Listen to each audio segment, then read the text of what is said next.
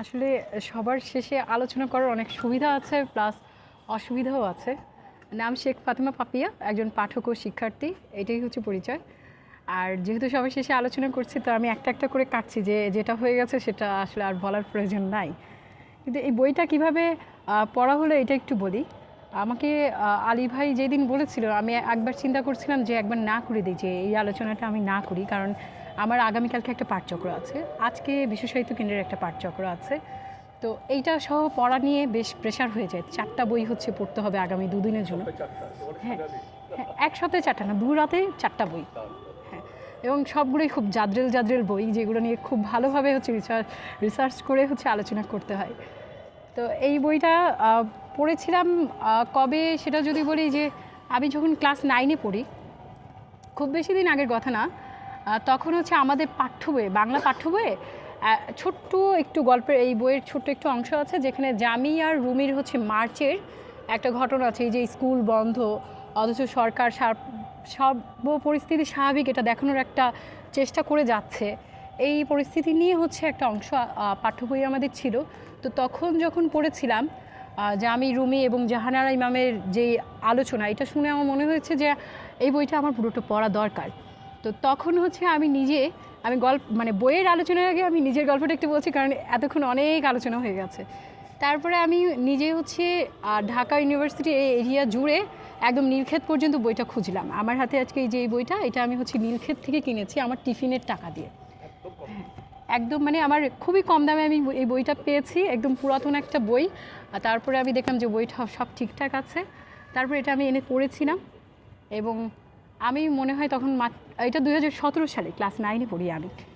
তারপরে হচ্ছে অনেক দিন হয়ে গেছে, এরপরে আসলে এই ঘটনা সবই ভুলে গেছি প্রায়। তো আমাকে জানানোর পরে এই একদিনের মধ্যে এই বইটা আমি আবার পড়েছি। এবং পড়তে গিয়ে আমি দেখলাম যে আমি যখন ছোট ছিলাম তখন আমার শুধু যখন স্কুলে পড়তাম তখন শুধু আগ্রহ ছিল যে জামি কী করছে, কারণ জামি আর আমি সমবয়সী তখন, মানে ওই পাঠ্য বই অনুযায়ী। এবং আজকে যখন পড়ছি তখন রুমি আর আমি প্রায় কাছাকাছি বয়সী। রুমি হ্যাঁ, আর হ্যাঁ, এটাও একটা সত্যি কথা, আমি এই বইটা পড়তে যেয়ে গত পরশু থেকে এই পর্যন্ত অনেকবার সার্চ করে শুধু রুমির ছবি দেখেছি। রুমি এক তো সুদর্শন একজন যুবক, এবং এইখানে যে একটু পর পর বিভিন্ন বই থেকে সে যে আলোচনা করছে, সে যে এই যে জার্মানি নাৎসি বাহিনীর হামলা থেকে ধরে মাও সেতুং, তারপরে হচ্ছে মানে বিভিন্ন বিপ্লবীদের কথা কোট করে করে তার মায়ের সাথে যতক্ষণ সংলাপ, আমার মনে হয় যে কোনো তরুণী পড়লে সে যদি একটুও বই পড়ুয়া হয়, সে আগে হচ্ছে রুমিকে দেখতে চাইবে যে রুমি আসলে কেমন। তো এখন আমি হচ্ছে বইয়ের আলাপে আসি, যে রুমি এইবার বই পড়তে যে আমার সব আকর্ষণের মূল বিন্দু ছিল রুমি, জাহানারা ইমাম না। কারণ আমার মনে হয়েছে যে জাহানারা ইমামও হচ্ছে মুক্তিযুদ্ধটাকে দেখছেন, মানে রণক্ষেত্রের যে যুদ্ধটা তা দেখছেন রুমির চোখ দিয়ে। কারণ উনি কিন্তু প্রচুর প্রশ্ন করছেন, রুমি বারবার ব্যারিকেড দিচ্ছে যে প্রশ্ন করা যাবে না, কিন্তু তিনি তারপরও প্রশ্ন করছেন, এবং রুমি সময় নিয়ে আবার উত্তর দিচ্ছে। বইটা যখন শুরু করছে মার্চ মাসের 1 তারিখ, এবং এই বইটার প্রকাশকাল প্রথম প্রকাশ হচ্ছে 1986 সাল। তো আমি চিন্তা করলাম যে এটা কি ওই সময়কার ডায়েরি লেখা নাকি এর পরবর্তীকালে লেখা, যেটা একটু আগেই যিনি আলোচক ছিলেন তিনি ক্লিয়ার করলেন। আমিও একটু কনফিউজ ছিলাম যে ওই সময়কে একদম এত মানে দিন ধরে ধরে ডায়েরিটা লিখেছেন, এবং 168 দিনের ঘটনা প্রবাহ এখানে আছে, মার্চ থেকে ডিসেম্বর পর্যন্ত প্রত্যেকটা দিনের নয়, তবে মার্চের প্রতিটা দিনে আছে। আবার আগস্টের দিনটা আছে। আগস্ট মাস আমি যখন পড়ছি তখন সবচেয়ে বেশি মানে আমার চিন্তা করছিলাম যে কখন ওই ঘটনাটা আসবে যে রুমিকে ধরে নিয়ে যায়, কারণ একটু একটু যেহেতু মনে আছে যে আগস্টে হচ্ছে রুমিকে নিয়ে যায়, এরপরে রুমি নিখোঁজ, কেউ জানে না। তো মার্চ থেকে শুরু করে আগস্ট পর্যন্ত একটা টান টান উত্তেজনা কাজ করবে যে কোনো পাঠকের মধ্যে। এবং আপনি যদি আমাদের জেনারেশন যারা আছে, আমার বয়সী পাঠক যারা আছে, তারা প্রচুর হচ্ছে বাধ্য হয়ে মুক্তিযুদ্ধকে পড়েছে, বাধ্য হয়ে মুক্তিযুদ্ধকে জেনেছে পাঠ্য বই থেকে।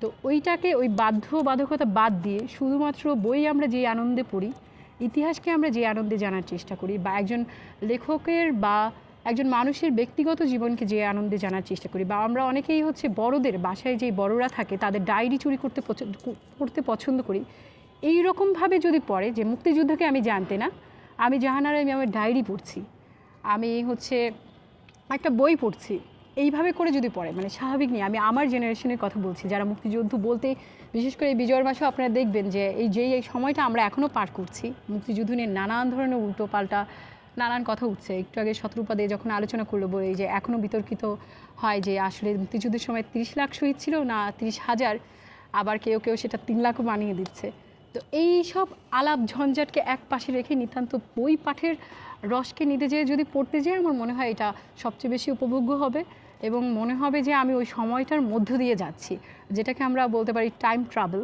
তো একদম 1 মার্চ থেকে শুরু করে যে ঘটনা প্রবাহ এবং রুমি যে কতটা বিচক্ষণ আমরা শুরুতেই দেখতে পাই যে রেসকোর্স ময়দানে শেখ মুজিবের যে ভাষণ এই ভাষণ নিয়ে নানান ধরনের উৎকণ্ঠা সকলের মধ্যে একদম 2 তারিখ থেকে ধরে 7 মার্চ পর্যন্ত নানান ধরনের জলঘোলা কিন্তু রুমি তার মাকে বলছে 7ই মার্চে এখানে যে আছে যে রুমি তার মাকে বলছে সে কোনো দলভুক্ত নয় সে কোনো দলেরও নয় কিন্তু আজকে সবচেয়ে বড় একটা সুযোগ হারালেন শেখ মুজিব আজকেই হচ্ছে স্বাধীনতা ঘোষণা দিয়ে দেওয়া উচিত ছিল তারপরে তারা যেহেতু রেকর্ড শুনে নাই মানে রেডিও সেদিন অফ ছিল তারা জানে না আসলে রেসকোর্স ময়দানে কি হয়েছে এবং তার পরতে হচ্ছে মাওলানা ভাসানীর একটা কোটেশন আছে খুবই সুন্দর যেখানে তিনি বলছেন ভাসানীর একটি বক্তব্য এটা জাহানারা ইমামও বলেছেন যে তার মনে দাগ কেটে আছে এটা আমি পড়তে যেয়ে দেখলাম যে এটা আমার মাথায়ও ঢুকে গেছে সেটা হচ্ছে পাকিস্তানের মাওলানা ভাসানী বলেছেন মুজিবকে উদ্দেশ্য করে পাকিস্তানের প্রধানমন্ত্রী হওয়ার চেয়ে বাংলার নায়ক হওয়া অনেক বেশি গৌরবের এবং এইটা নিয়ে হচ্ছে তারপরে তিনি বলেছেন কোনটার সঙ্গে জানি তুলনা করেছেন আচ্ছা এরপরে বলেছেন যে স্বর্গে গোলামি করার চেয়ে নরকে রাজত্ব করা অনেক মহৎ এটা হচ্ছে প্যারাডাইস লস্ট থেকে একটা বিখ্যাত পন্থী তিনি বলেছেন তারপরে হচ্ছে আমরা যেহেতু অনেক আলোচনা শুরু ফেলেছি আমি অনেক কিছু দাগিয়ে রেখেছিলাম তো সব বলছি না একটু করে বলি যে আমার ভালো লাগার অনুভূতিগুলো এইটা হচ্ছে 16ই মার্চে সবার বাচ্চা সুলভ একটা আচরণ যেটা আপনাদেরও ভালো লাগবে এখন আমি পড়ছি যখন বাচ্চা সুলভ মনে হচ্ছে পতাকা নিয়ে সবাই হচ্ছে প্রচুর পরিমাণে পতাকা কিনেছেন জাহানারা ইমাম এবং সবাইকে তিনি পতাকা দিচ্ছেন সেই পতাকা হচ্ছে স্বাধীন বাংলাদেশের যে পতাকাটা করা হয়েছে সেটা সবুজ ইসের মধ্যে লাল বৃত্ত তার মধ্যে হচ্ছে বাংলাদেশের মানচিত্র এই যে পতাকার বর্ণনা এবং এত পতাকা কিনে তিনি তার বাসায় যেই আসছে তাকে একটা করে পতাকা দিচ্ছে এবং অনেকে চেয়ে নিচ্ছে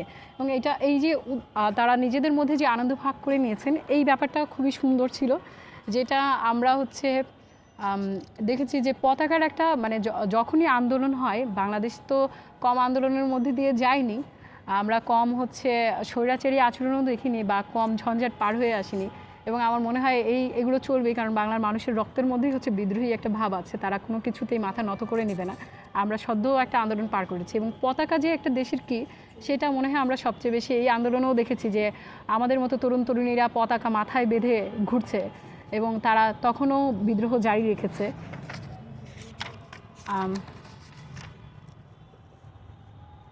এইখানে টেলিভিশনের রেডিওর ভূমিকা অনেক বিশেষ করে রেডিওর ভূমিকা অনেক বেশি এবং আর রুমিদের যে পরিবারটা সেটা শিক্ষিত একটা এলিট পরিবার আমরা সবসময় জনসাধারণের জীবনকে মুক্তিযুদ্ধকে জানার চেষ্টা করি জনসাধারণের জীবন কেমন ছিল এবং মুক্তিযুদ্ধে যত বই আমরা পড়েছি যে মানুষের উপর অর্থকৃত হামলা হয়েছে গ্রামে লুণ্ঠন করা হয়েছে নারীদের উপর নির্যাতন করা হয়েছে কিন্তু একজন মানুষ কিভাবে সহযোগিতা করছে নিয়মিত সে কীভাবে খোঁজ খবর নিচ্ছে এবং এই যে আপার ক্লাস রুমিদের যে পরিবারটা ছিল তারা ওই মুহূর্তের যে সবচেয়ে ধনী পরিবারের একটা পরিবার বলা যায় ঢাকার মধ্যে তা আমরা এই বইটা পড়লেও কিছুটা বুঝতে পারি কারণ তারা যেভাবে জি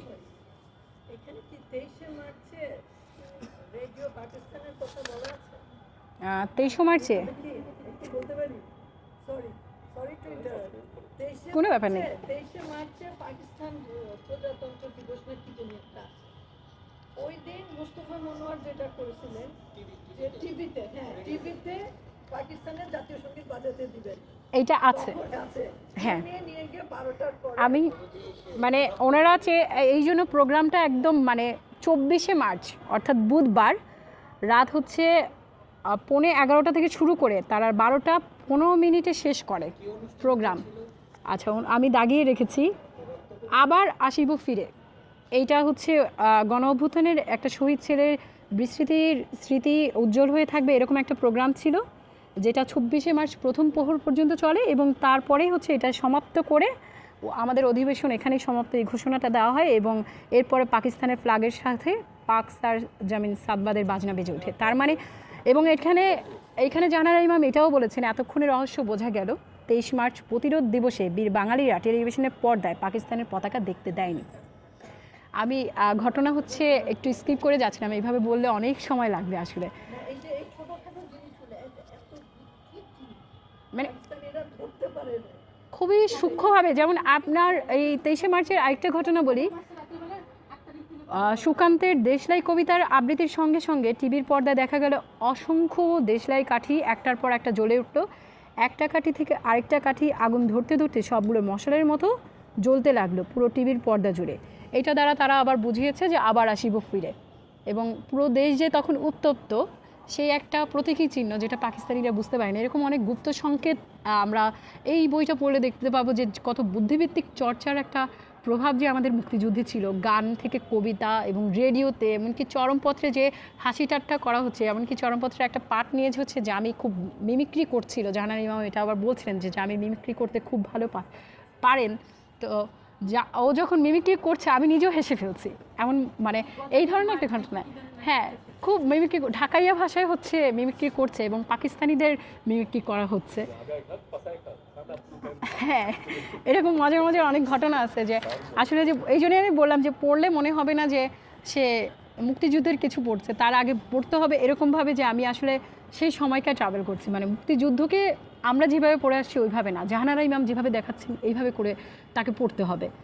এবং ওই তারপরে মার্চের আরেকটা ঘটনা আছে যেটা হচ্ছে 26শে মার্চ, ওই পতাকা যেই দিন হচ্ছে তারা লাগায় সেদিন ওই 23 মার্চের ঘটনা, ওই দিনই তারা হচ্ছে আরেকটা বাক্য বড় করে হচ্ছে স্টিকার লাগায়, এক একটি বাংলা অক্ষর এক একটি বাঙালির জীবন, এটা হচ্ছে বাসার সামনে লাগিয়েছিল বড় করে স্টিকার, এবং সেই স্টিকার বাধ্য হয়ে খুলে ফেলতে হয় 26শে মার্চ রাত্রে। এবং 26শে মার্চ রাত্রের এবং 25শে মার্চ রাত্রে যে ঢাকার কি অবস্থা ছিল এইটা আবার জাহানারা ইমামের বইটা পড়লে আমরা জানতে পারবো না, তার কারণ রেডিও বিচ্ছিন্ন ছিল, তারা কোনোভাবে কারোর সাথে যোগাযোগ করতে পারেনি, টেলিফোনও বিচ্ছিন্ন ছিল, তো কোনোভাবে যোগাযোগ করা সম্ভব হয়নি। আশেপাশের লোকজনের থেকে তিনি যতটুকু শুনেছেন তাই আমরা এখানে পেয়েছি। এইটা যদি আমরা জানতে চাই তাহলে মনে হয় রাইফেল রুটি আওরাত এই বইটা পড়া সবচেয়ে বেশি উত্তম, আনোয়ার পাশার, যে কী পরিমাণ নৃশংস গণহত্যা চালিয়েছে সেই সময়। এবং ওই বইটা কিন্তু ওই সময়কারই লেখা, মুক্তিযুদ্ধের সময়কারে 1971 সালেই লেখা, আপনারা জানেন কি আমি জানি না। তো ওইটা পড়লে কিছুটা ধারণা পাবেন 25শে মার্চের গণহত্যা। এবং ওই গণহত্যা যদি পড়া হয়, আমি মনে করি যে মুক্তিযুদ্ধকে জানার জন্য যারা বলে যে আসলে বিতর্কিত করতে যায় 30 লাখ শহীদ না 3 লাখ শহীদ, তো এইটা আপনাকে জানার জন্য শহীদ গণার প্রয়োজন নাই। আপনি বাংলাদেশের বেশ কয়েকটা বই, হাতে গোনা কয়েকটা বই পড়লেই আসলে বুঝে যাবে কী পরিমাণ নৃশংসতা তারা চালিয়েছিল আমাদের সাধারণ মানুষের ওপর, জনজীবনের ওপর। এবং এটা আমরা তো শুধুমাত্র শহরের একটু ঘটনা, কখনো রাজশাহী, কখনো কি বলে বিভিন্ন চট্টগ্রাম, এইসব জেলার, মানে জাহানারা ইমাম তার পরিচয় সূত্রে যাদের ঘটনা জানছেন, আত্মীয় স্বজন পরিচিত জন, তাদের থেকে সেই ঘটনাগুলো আমরা জানতে পারছি। কিন্তু এরকম না জেনে অনেক ঘটনা আছে যেগুলো আমরা জানি না, প্রত্যন্ত অঞ্চলে কী হয়েছে আমরা জানি না, যেখানে টেলিভিশন নাই, যেখানে বেতার নাই, যেখানে মানুষের সংযোগ নাই, একদম সাধারণ মানুষের জনজীবন, সেখানে কী হয়েছে তো আমরা জানি না। তো এরপরে আমরা যদি আসি, একদম দিন ধরে ধরে আলোচনা করা যায় আসলে এই বইটাকে।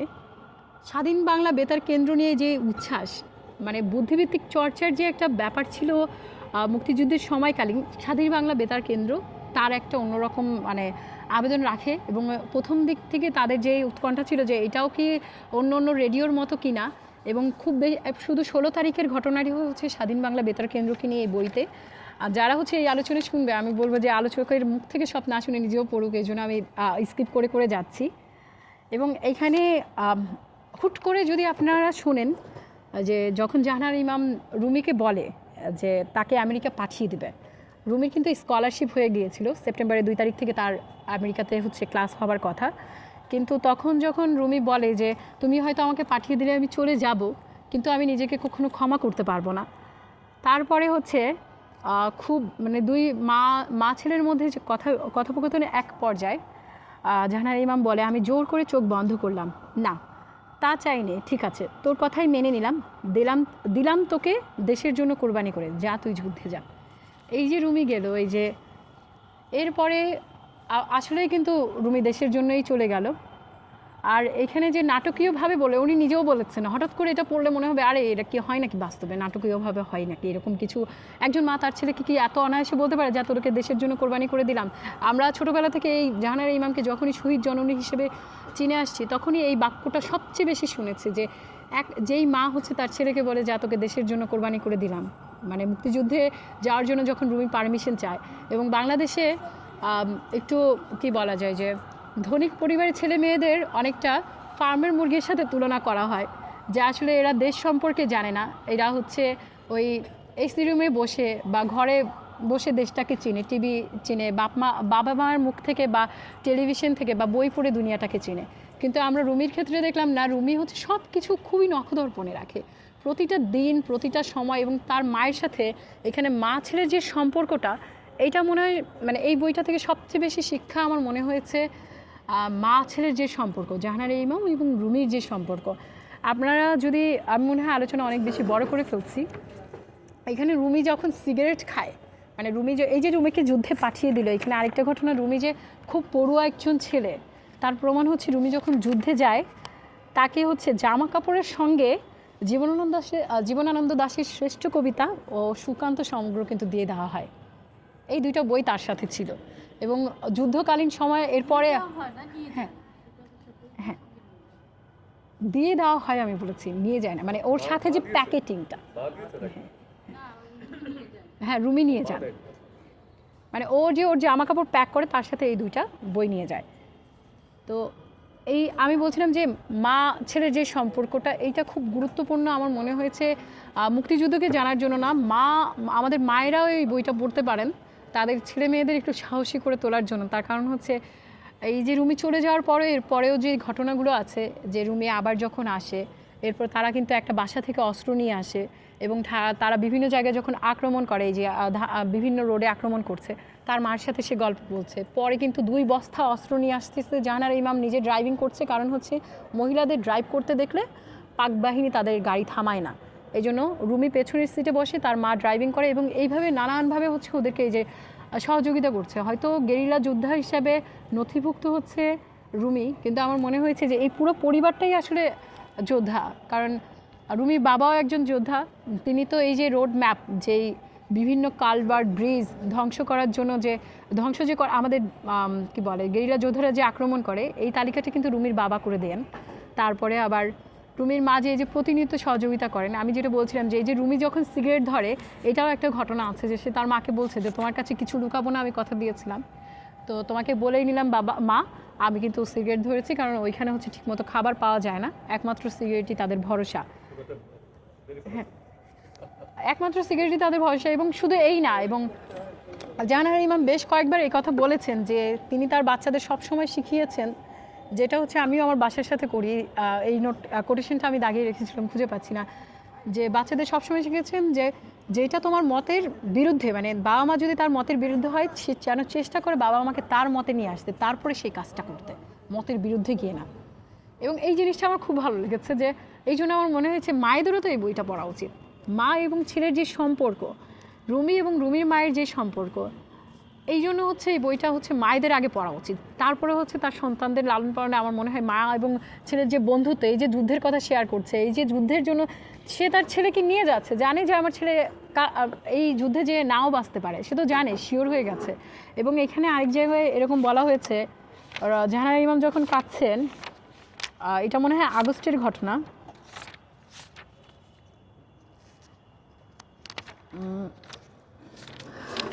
আমি যেহেতু নোট করে রাখি না, আমি সবসময় বইয়ে দাগিয়ে রাখি, এটা হচ্ছে একটু অসুবিধা আসলে। এই যে এখানে বলছেন, আমার চোখে পানি টলমল করে এলো, হাত বাড়িয়ে রুমির মাথাটা বুকে টেনে নিয়ে বললাম, রুমি, এত কম বয়সে তোর পৃথিবীর কিছুই তো দেখলি না, জীবনের কিছুই তো জানলি না। রুমি মুখ তুলে কীরকম এক হাসি দিল, মনে হলো যেন অনেক বেদনা সেই হাসিতে। একটু চুপ করে থেকে বলল, বিন্দুতে সিন্ধু দর্শন একটা কথা আছে না আম্মা, হয়তো জীবনের পুরোটা তোমাদের মতো জানি না, ভোগও করিনি, কিন্তু জীবনের যত রস, মাধুর্য, তিক্ততা, বিষ, সব কিছুর স্বাদ আমি এরই মধ্যে পেয়ে গেছি আম্মা। আমি যদি চলেও যাই, কোনো আক্ষেপ নিয়ে যাব না। এই লাইনগুলো পড়ার পর আমি এখনও কণ্ঠ কেঁপে যাচ্ছে। তখনও হচ্ছে আমার মনে হচ্ছিল যে রুমি আমার চেয়ে, আমার সমবয়সী বা আমার চেয়ে উল্টো 2-3 বছরের ছোট হবে এখন। এত সাহস রাখে, এত তীক্ষ্ণতার বুদ্ধি, এবং সে যতটুকু বলার প্রয়োজন তার মাকে কিন্তু ততটুকুই বলে, তার বাইরে একটা শব্দও বলে না। ইভেন যখন রুমিকে এই যে ধরে নিয়ে যায়, তার বাবার উপরে যে টর্চারটা হয়, ওরা তো আসলে জানেই না, প্রথমত তারা বলবে না, সে কিন্তু জানে তার মা কিন্তু আর 5টা সাধারণ মায়ের মতো না। কারণ আর 5টা সাধারণ মায়ের মতো তাকে আটকিয়ে রাখিনি ঘরের মধ্যে।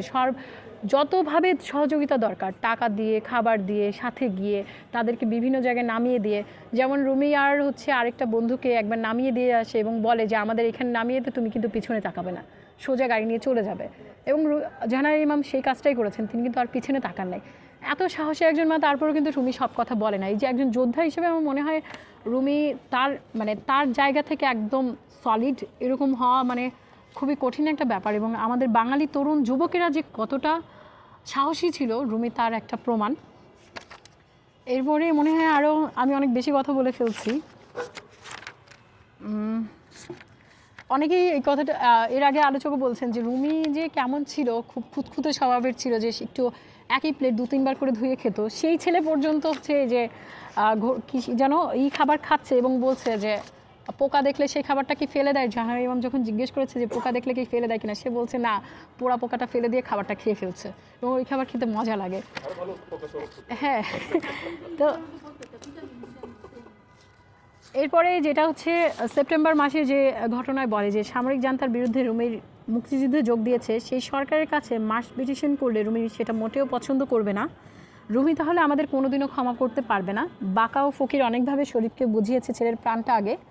রুমির মতো এমন অসাধারণ মেধাবীর ছেলের প্রাণ বাঁচলেও দেশের মঙ্গল, কিন্তু শরীফ তবু মত দিতে পারছে না। খুনি সরকারের কাছে রুমির প্রাণ ভিক্ষা চেয়ে দয়া ভিক্ষা করা মানেই রুমির আদর্শকে অপমান করা, রুমির উঁচু মাথা হেট করা।